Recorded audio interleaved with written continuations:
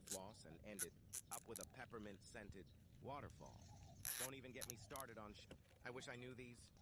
5 plumbing tips before 40. Especially the one about soap. First, don't pour dish soap down a slow drain.